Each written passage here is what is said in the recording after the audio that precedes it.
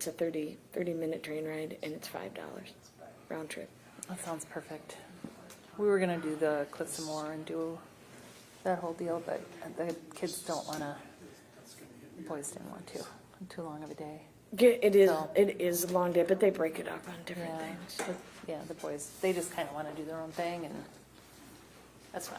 Yeah. I'll do my own thing. Yeah, that might be helpful. Yeah, that's Jacob. Jacob. Oh, you can try that one. It might be.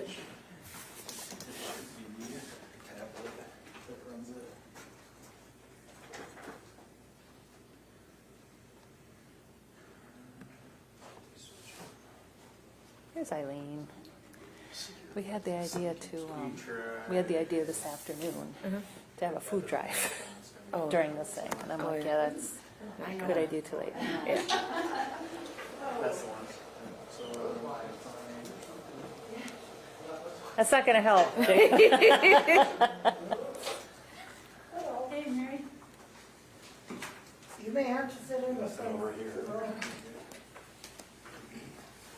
Church, nobody sits in the front. Hey! You did it. Is it Mark? It is, yeah, it's blind. You don't know which one, is that one? All right, I think we'll give it like maybe one or two more minutes to see if we have some stragglers coming in, and then we'll get going. We want to be respectful of people's time too. Look like what? Cottage Grove. What? That's the new apartment building. I mean, you didn't know that?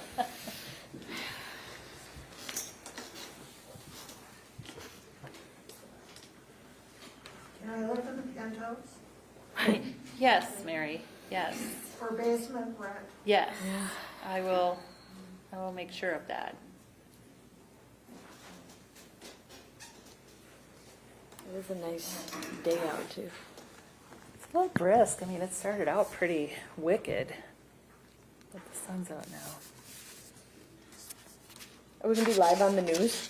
Because we could broadcast. Yeah, you ready? We'll read the news. What do you need? Okay. Should we start? It's sunny, windy, and cold. Yeah. All right. Here we're gonna. You hired to do the news. All right. Do you want to start with your introduction? Yeah, I'm Senator Judy Seeberger, represent District 41, which includes, of course, Cottage Grove, where we are. It extends all the way in the north to Grant, comes down through West Lakeland Township, Baytown Township, Afton, the Lakeland Cities, Cottage Grove, Hastings, Ninninger Township, and Denmark Township. And I took over from this wonderful woman who, go for it. I am Carla Bigham. I'm the Washington County Commissioner.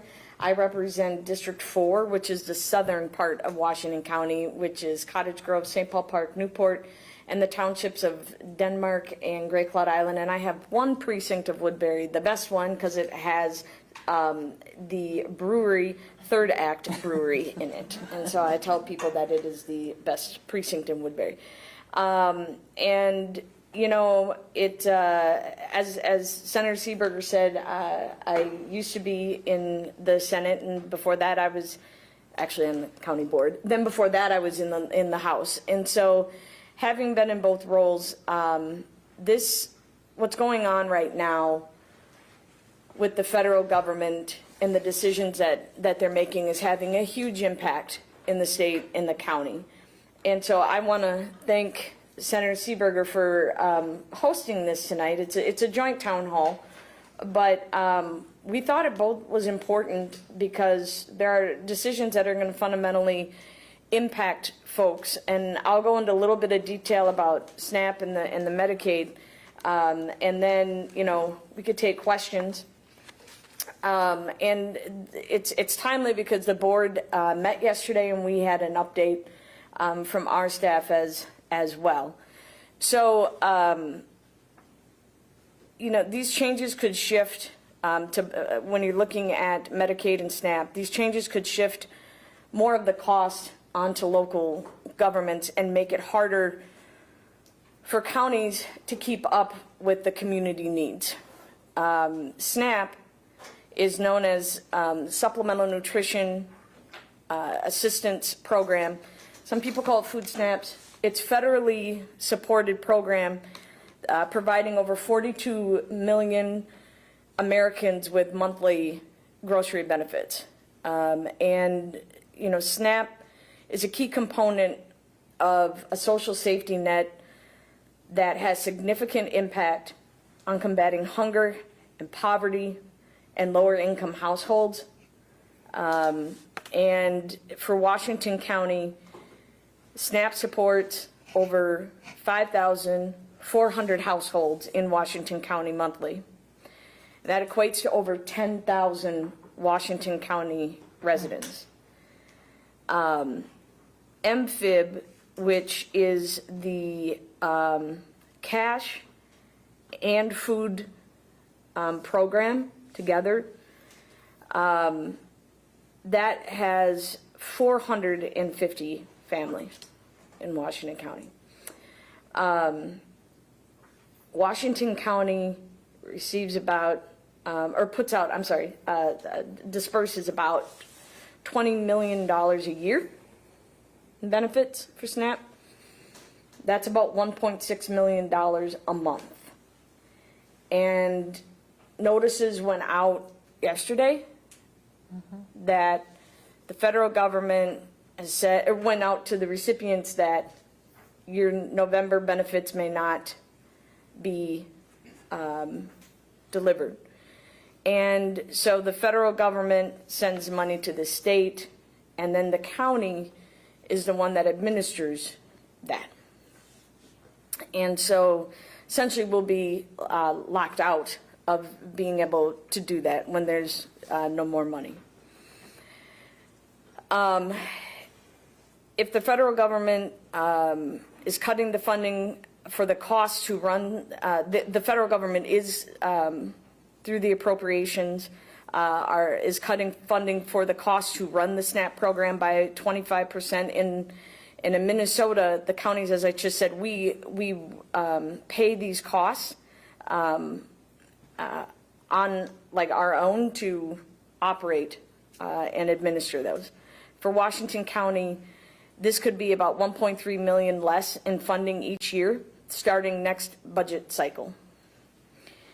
We're working with the Association of Minnesota Counties and the National Association of County Officials to make sure that the state doesn't pass that on to the counties, and that the federal government understands the impact that that has on counties, and understand that there's only one thing that local government has to do with the counties, and this is all 87 counties. This is not unique to Washington County, which is the levy. The federal government also will now penalize states if SNAP applications aren't processed quickly enough or accurately enough. And like an error in a SNAP application could be spelling Anderson with an EN versus an ON. And like that is considered an error, or an underpayment versus an overpayment.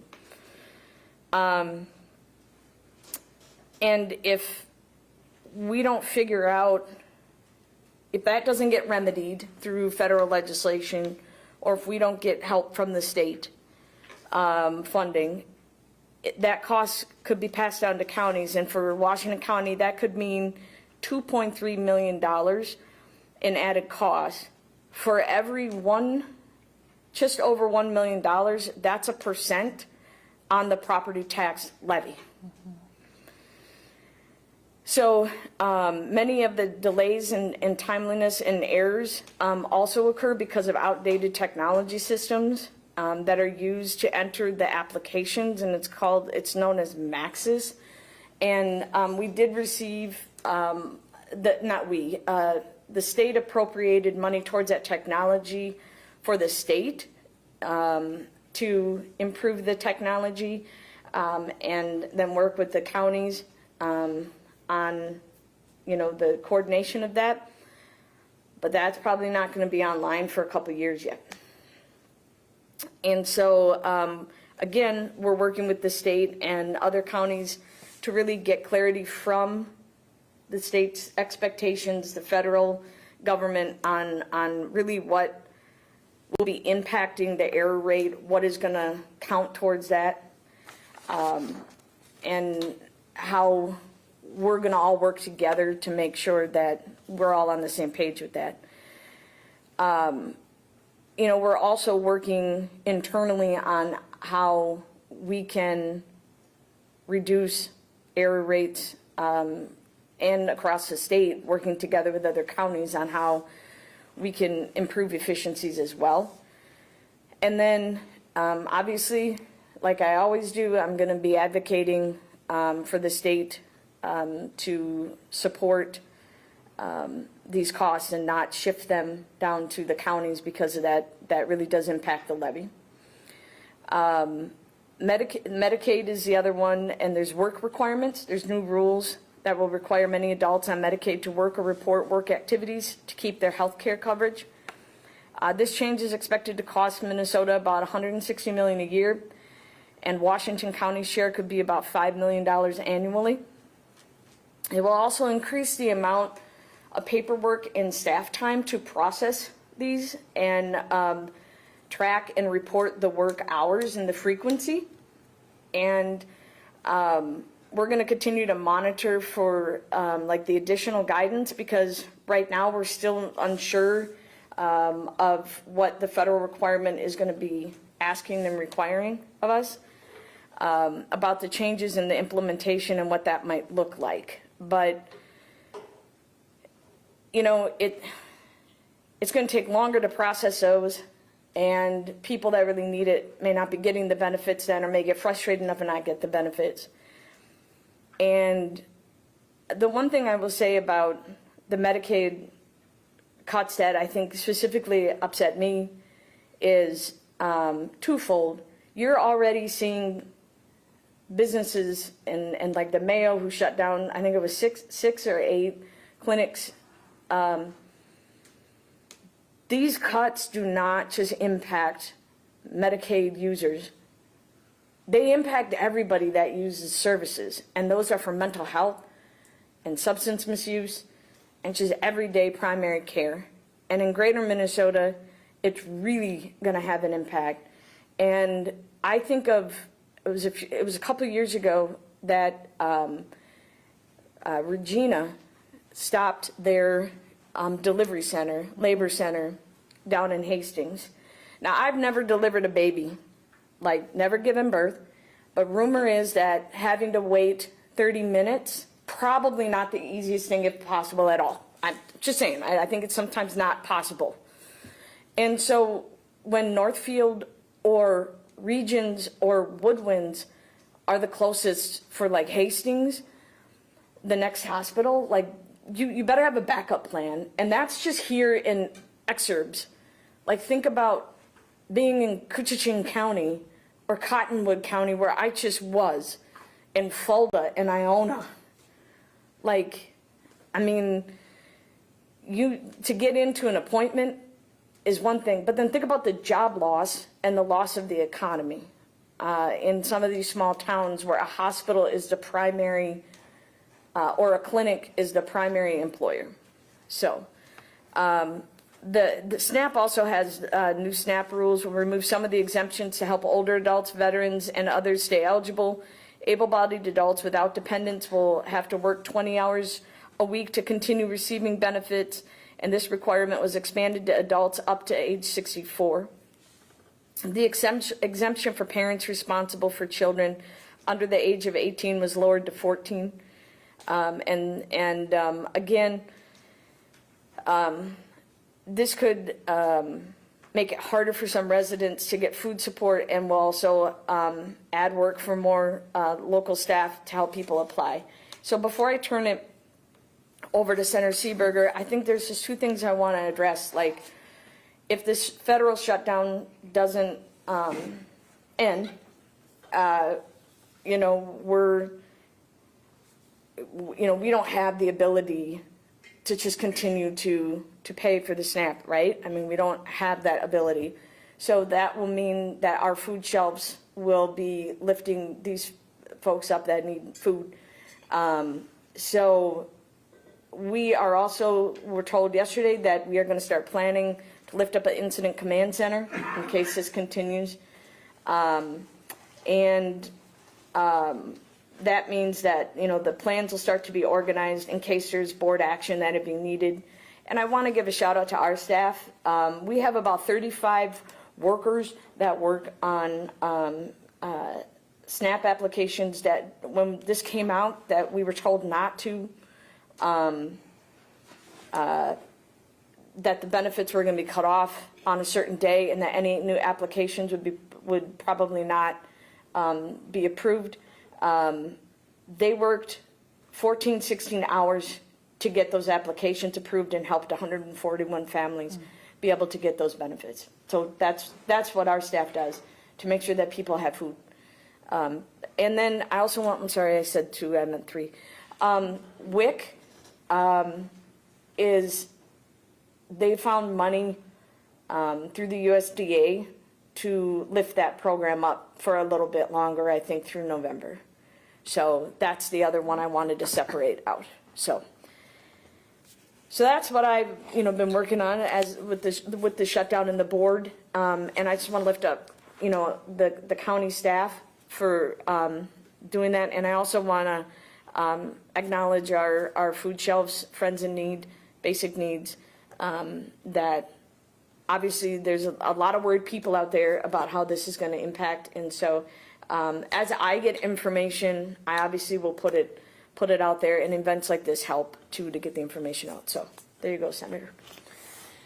When Commissioner Bingham approached me about having this joint town hall to speak to SNAP and Medicaid, it was before the government shutdown. And even then, the potential cuts coming from the federal government were putting these programs in peril. Back in August, I held a press conference with Congresswoman Angie Craig, where we addressed the pending cuts to SNAP and Medicaid and the disaster. It was for Medicaid and Medicare, but we talked about SNAP and the disaster that would befall the residents of the state of Minnesota. The counties really are where the rubber hits the road. The counties administer these programs. The counties are on the hook for making sure that these things get funded and get paid. When there's chaos in Washington or chaos at the state level, the counties have to keep their doors open. They have to keep operating. What you see is when the spigot gets turned off at the federal level, now the state has less money. And we saw that this past session with the budget cycle that we were wrestling with to get a budget done, either not knowing for sure whether we'd have federal dollars to work with at the state level or working with fewer dollars coming from the feds.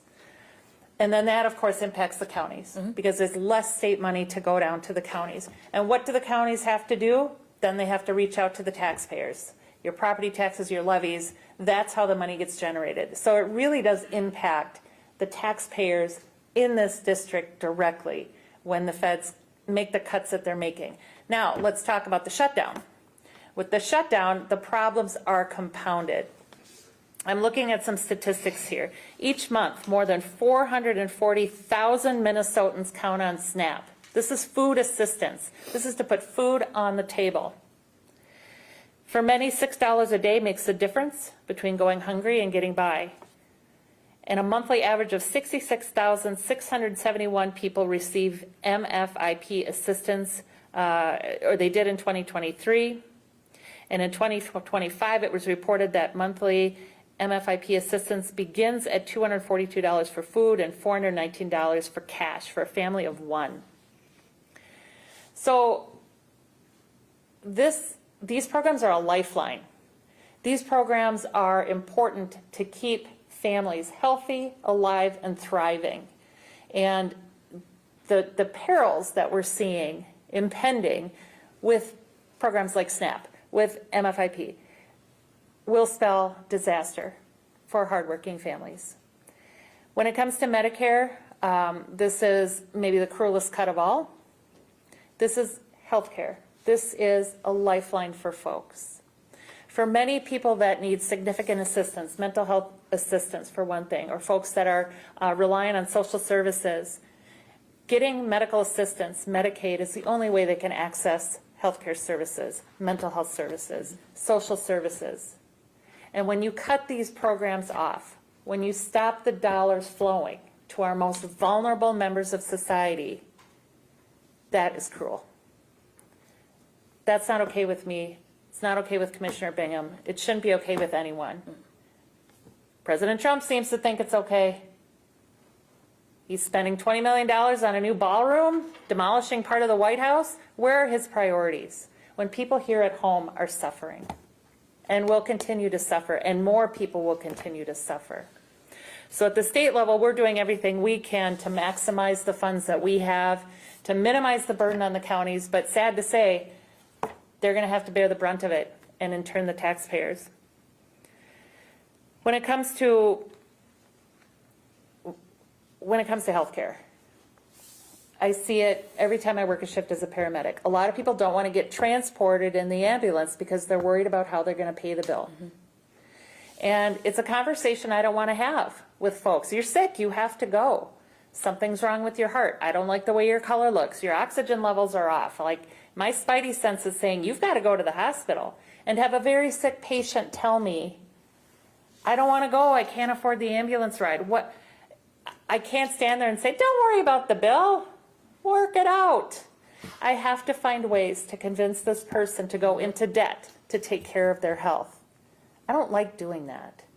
And I don't like having them be in a position to have to choose between a bill or their health. And it makes it hard on me and all of my colleagues to have to help them make that decision, the right decision for their health at the expense of their pocketbook. Can I add to that? You may. So I also think when you're looking at healthcare, kicking people off healthcare doesn't make it cheaper or more affordable. It actually makes it more expensive because they're going to end up going to the ER, which is the least efficient and effective way of treating, anything. And so, like, that's the other side of what I think needs to be highlighted when we're closing down these clinics, especially in rural Minnesota and some of these exurbs, that it's going to take longer for people to be able to be seen in a primary care clinic. They're going to end up going to Woodwinds, and they're going to end up going to Regina, and it's more costly. You might not get as specific of care if you don't have, specific services that may be needed because now they've closed down, and now you're going to be delayed in maybe advanced care that you need.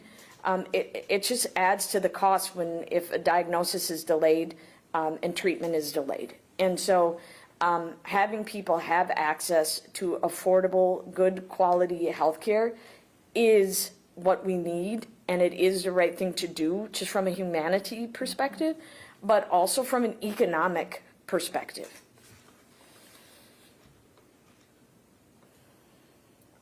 Questions? Discussion?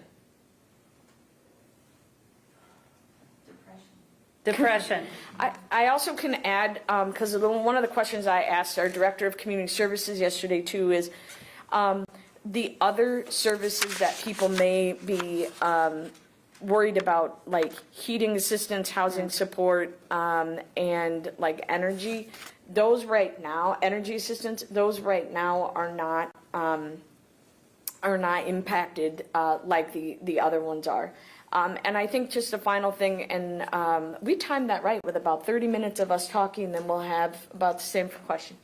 The final thing I would say is that if the federal government has money able to fund SNAP, fund it. If the USDA can find the money to fund SNAP, they need to fund it.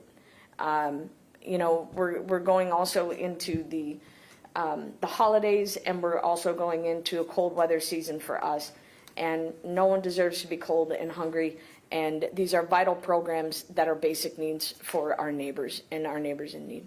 So, Are you hearing from food shelves about how they're trying to cope with this? Yeah, well, I've been the phone with basic needs and ran into them yesterday at Operation Warm, which Marathon Refinery donated a lot of clothing for our neighbors that was at Crestview Elementary, my elementary school. And so was a very well-attended event last night. I spoke to Basic Needs. They are ready, willing to be able to help lift up neighbors to the best that they can. And they're willing to step up. And I know the other food shelves, whether it's Friends in Need, and then there's Open Cupboard, Valley, the food shelf in the Stillwater Valley.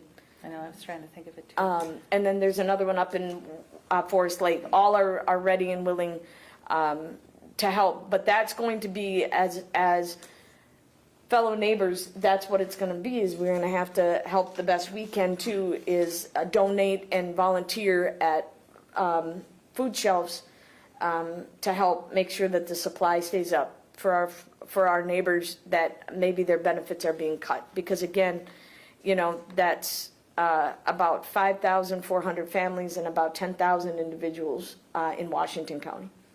And thank goodness for universal meal, because that may be the only reliable, nutritious meal or meals that our students and our kids get. So I'm grateful as a legislature we passed that in 2023. That makes a huge difference.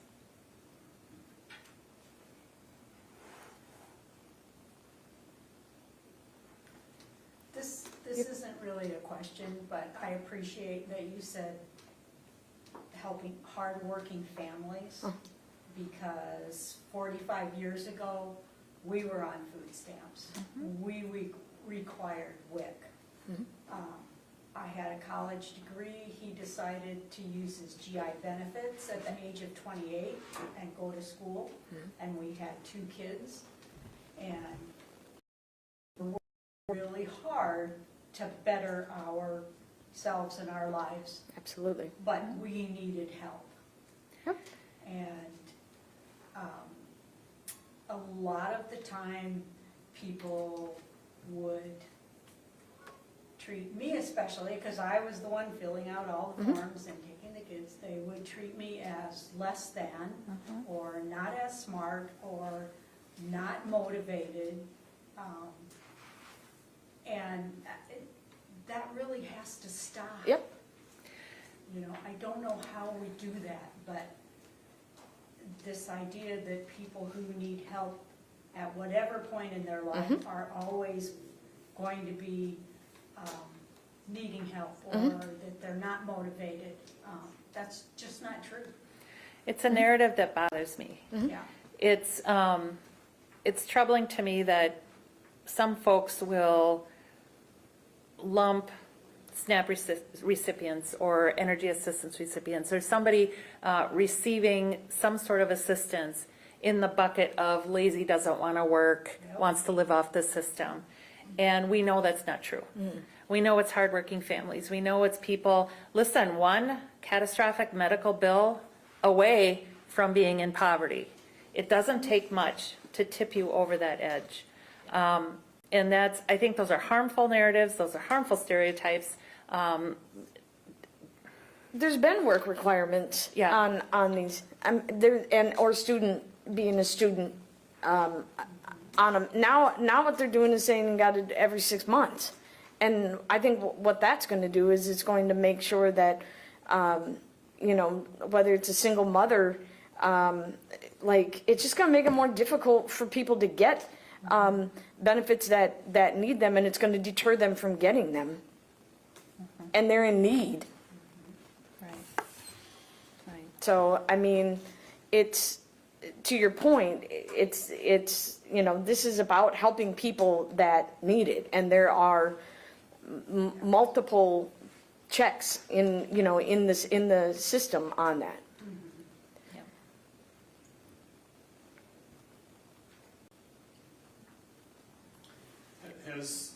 Do you know, is anybody working with the communities of faith to partner up with the food shelves and stuff to see if there's some additional synergy there?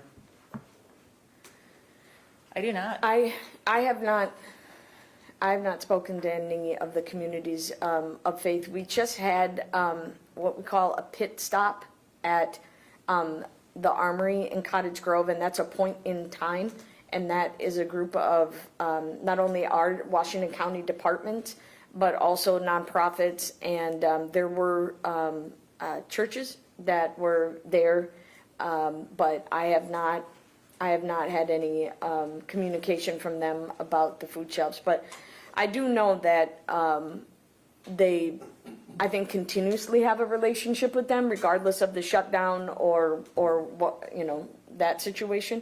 I know they have a strong relationship with the food shelf and basic needs. Eileen? Yeah, I realize we're here mostly on like medical assistance and SNAP, but I'm also, the problem in Washington is also goes to the tax credits for the MNsure plans. The Affordable Care Act stuff. Right, and Uh-huh. I'm just wondering if you've heard anything about how Minnesota Care is affected because of that whole mess. Because it's our basic plan. Yeah, It is our basic plan. The effect will be, again, fewer people being insured, fewer people having access to affordable health coverage, and the cost to all of us rising. I mean, that's the high-level summation of it. Certainly with the cuts and the uncertainty with the ACA, it does trickle down to the Minnesota Care program. And what I can tell you is, even absent cuts, uncertainty also drives instability. And that's really a lot of what we're seeing as well. So I think when folks don't know if they have coverage, if their health care plan is going away, you know, again, they put off care, they postpone care, they get sicker. And in the end, it's just more expensive for everyone in the entire community. And also in the news, it's been recent that the premiums are going up. And I know you're on the Commerce Committee, you're the vice chair of that, and we thank you for your leadership on that. But like, that's a big deal because that impacts private and, you know, affordability of healthcare in general, because that impacts everybody's healthcare costs when the premiums go up on the markets and stuff like that too. So that was quite a big jump. So if this shutdown ends, then these problems will lessen right away? Not necessarily. It depends on under what circumstances the shutdown ends. Yeah. So, you know, we've got people furloughed or working without pay because of the shutdown, and there's sort of a trickle-down effect. So at what point will some of these programs be reinstated, and at what level? That's what we don't know. So Congress is fighting over a budget right now. I get it. We just went through that at the state level, not quite as ugly.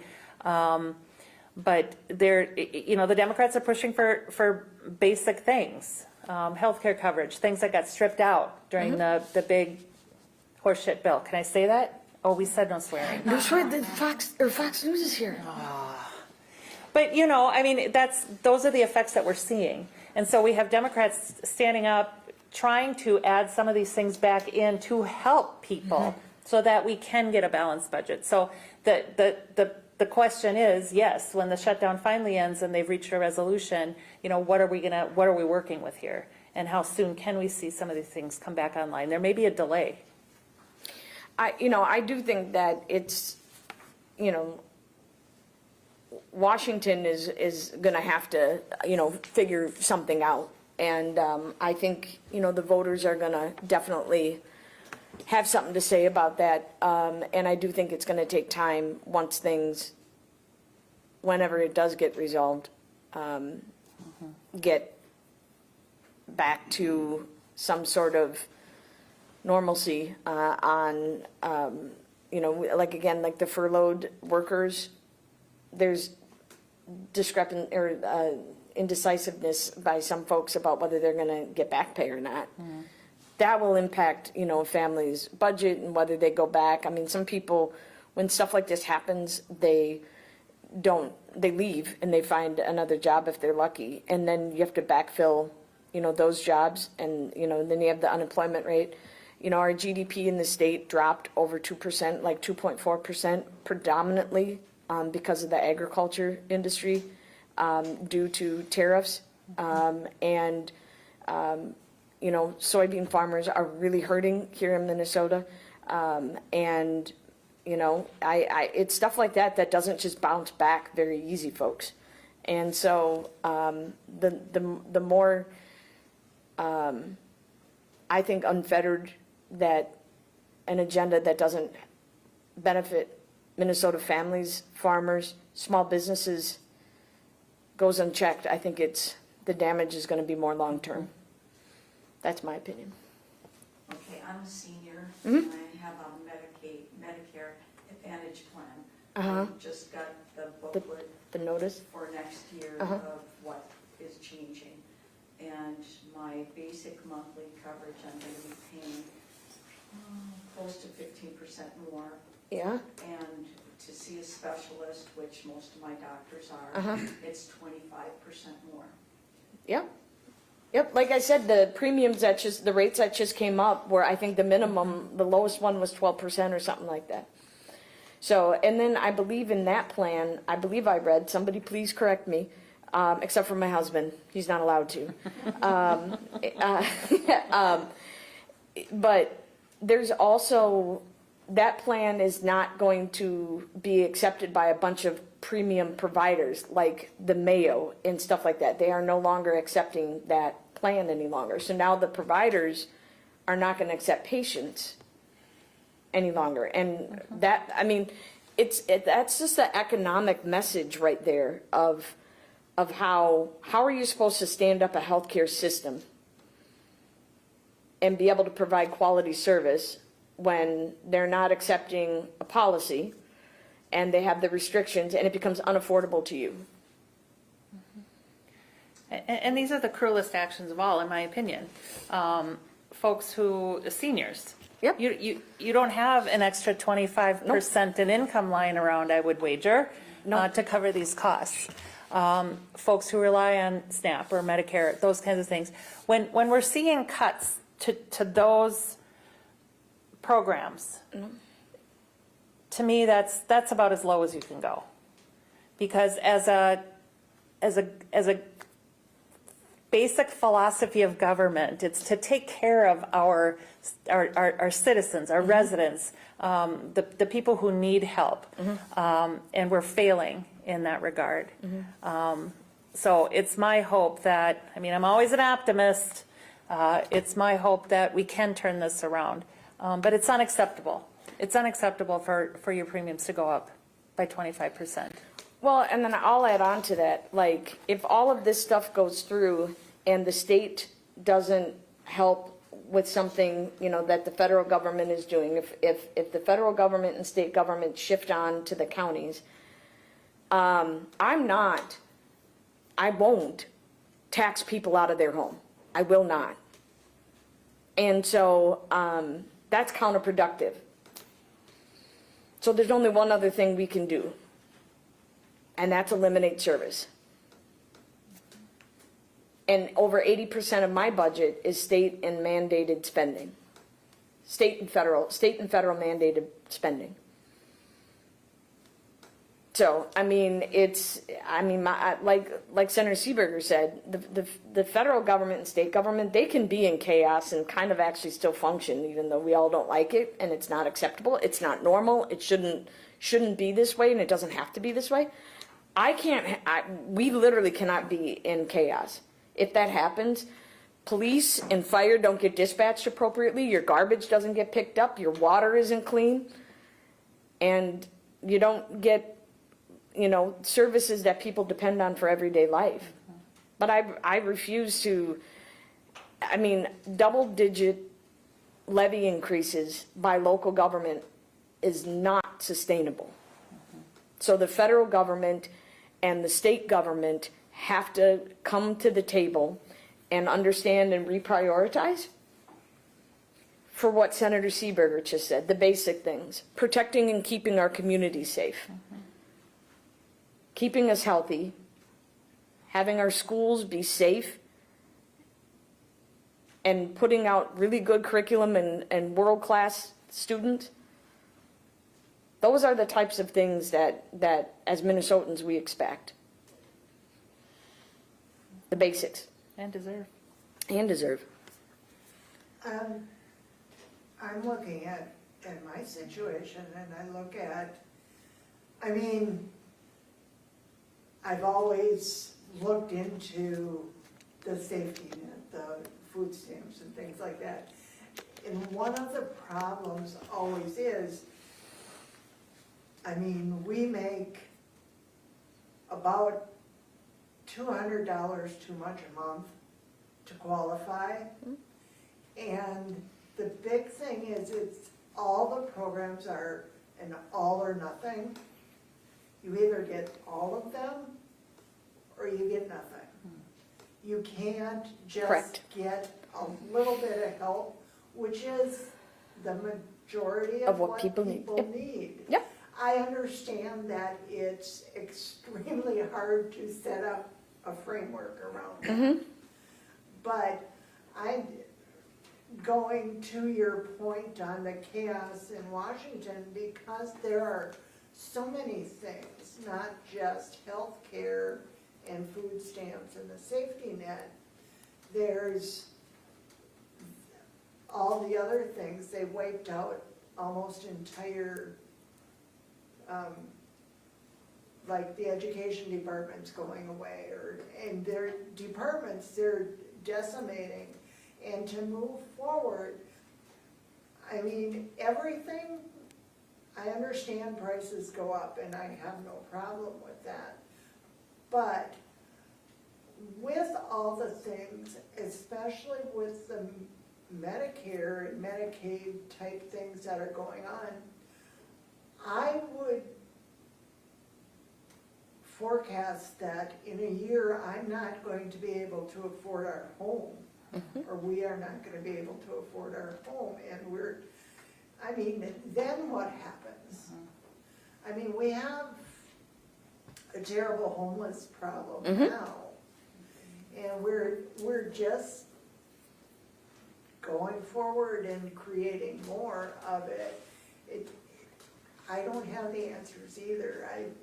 It's just so depressing to get up every morning and read the paper or check things, and you find one more thing that they say, oh yeah, we don't need that anymore.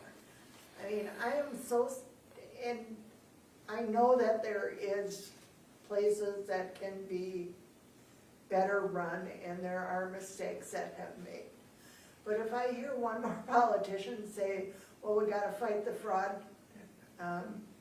waste and abuse, I'm gonna punch him in the face. I mean, I'm sorry.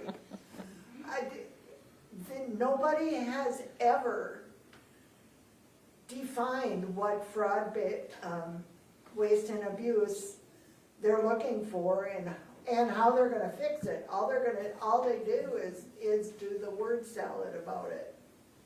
And it's so frustrating and demoralizing.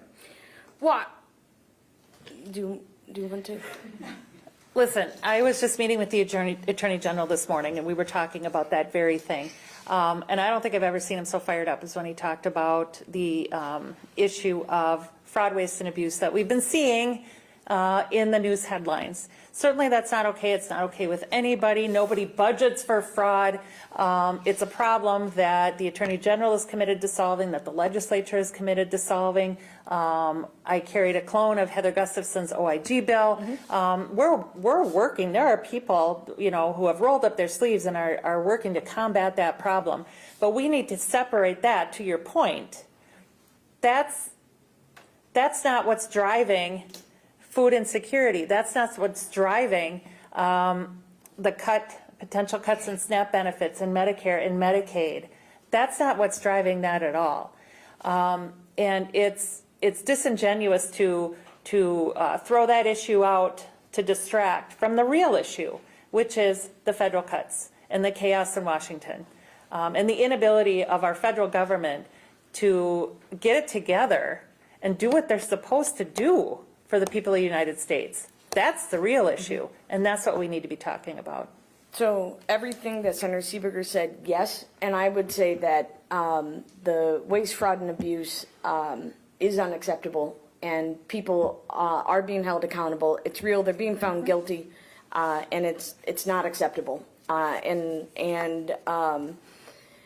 think that the county government, I sit on the audit committee, I'm the chair of the audit committee. Counties are like the most audited level of government, and I think that there are some best practices that maybe the departments could learn from us. And had I had a conversation with, and maybe the next state auditor, I would have looked at auditing internal controls, because I think that making sure governments are being on the front end of what they're doing and making sure they have the protections and the preventative side is always a smart thing. And I think that we really should be looking at that on a state and on a local level. And, you know, I just think that it's responsibility of all levels of government to make sure tax dollars are spent wisely and that are accounted for, because it's our job. And so I'm never going to just say that move on, because I do think that is something that the residents expect us to deal with on any level of government, federal, state, or local. My whole wish is that they would at least define what they're speaking of, because I know for a fact that the majority of waste, fraud, and abuse that happens and that we see is not the participants. Oh, 100%, right. It's not. And It's the providers. And I'm going to blame the media for that one. That is how they present it, that it's the participants that are creating this waste, fraud, and abuse. I don't know. His companion have the story going on about a provider right now. So I mean, I don't know. And I just think that it is a hot topic, because it's infuriating. You feel like you got duped, and everybody gets mad about that. And so you got to hold people accountable. And I think, you know, that people are being found guilty for it, and they're being charged for it. And so I just think, you know, they're putting in place, I think the OIG is a wonderful idea that you and Gustafson and Kroon. Yeah, It's a bipartisan issue that needs to continue. Local government has internal auditors. We have like I said, we have a committee, an internal audit committee. I mean, there are certain things like that we should be doing and taking the time to do it. So I think we have time for one more question, and then maybe we should do some closing. Sure.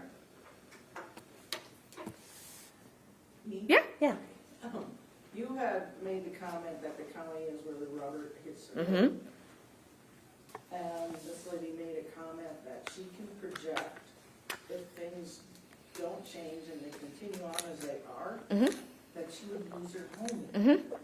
So if the rubber hits the road at the county level, have you addressed or talked about issues like that would happen to residents of Washington County, that they would lose their home?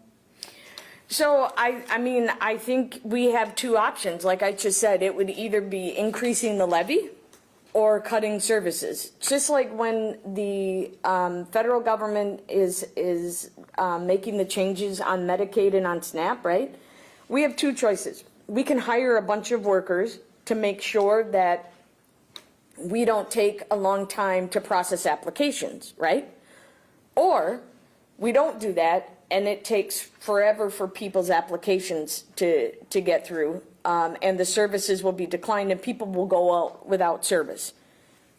And so those are the balance and the decisions that we're going to be made. If the federal and state government don't partner with us and keep us at the table, communicate with us about what's their ideas, and taking our feedback in on how we best think we can do this. technology is a big deal, and I think, to your point, that hopefully in the next couple of years, the upgrades in technology for the counties will be helpful to expedite, some of the processing of the applications and programming that we need to do. I think that'll be helpful, but we prepare and budget every year and look at the growth of our county. And as we grow, that's an impact on the services, whether it's law enforcement, whether that's social service programs, as we're talking about today, whether that's public health programs. And so we do budget for all of that. But that's outside of the inflationary rates of the food and every other day costs of gasoline, energy bills. So, I mean, totally, I mean, that's what I think Mary was talking about as well. But yes, we do budget and take that into consideration about how that impacts families. We are the second lowest tax rate here in Washington County, and I'm proud of that. We will have the lowest levy this year in Washington County. What is the levy? It's 6.95 this year. Well, for next year. But, and so that's that's low compared to our surrounding partners. And then I don't know one of the cities that's in a single digit this year for their levies.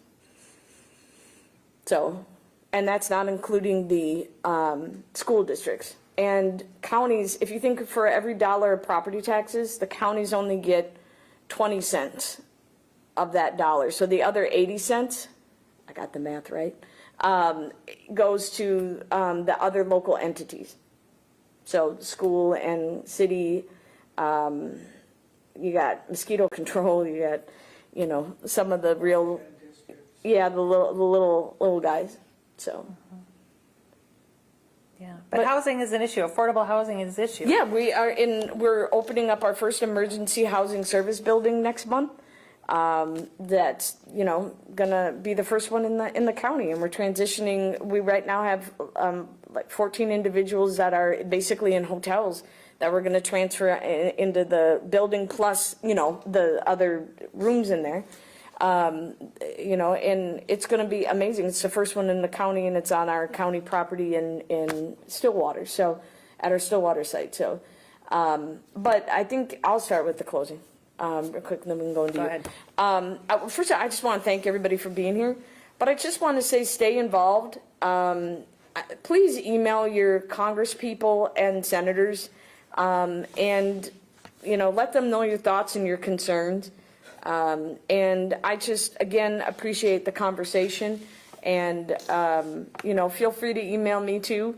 And I always appreciate, my good friend, Senator Seeberger. She works really hard, on behalf of us, and, she's a tremendous advocate, and is a firefighter, and I just played firefighter on Saturday in Fire Ops. Not so easy, is it? No, Fire Ops 101, and I'm the daughter and sister of firefighters of over 30 years. They both were captains.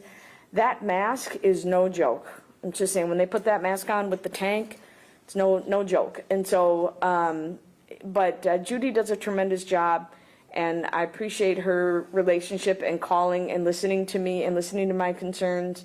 Sometimes she doesn't have a choice, but it is a collaborative relationship. We really do have tremendous partners in Congresswoman Craig and Senators Klobuchar and Smith. Their staff are amazing, and so if you have any questions or concerns, please reach out to them.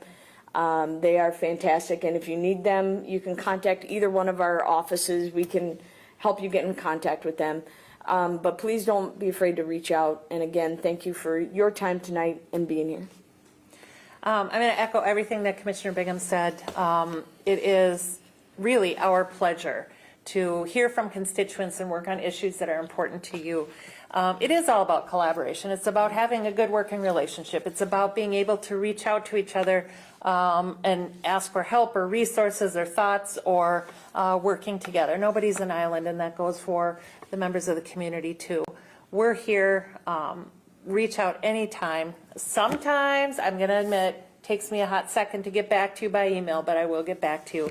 My LA Jacob is right there. Yay, Jacob. He helps me stay on top of things. If you don't get a response, email again. We will get back to you. And if you did email and I didn't get back to you, I apologize. But we are here to hear your concerns, to help you in any way we can, and we'll stick around for a little bit afterwards too if you want to talk. Thank you.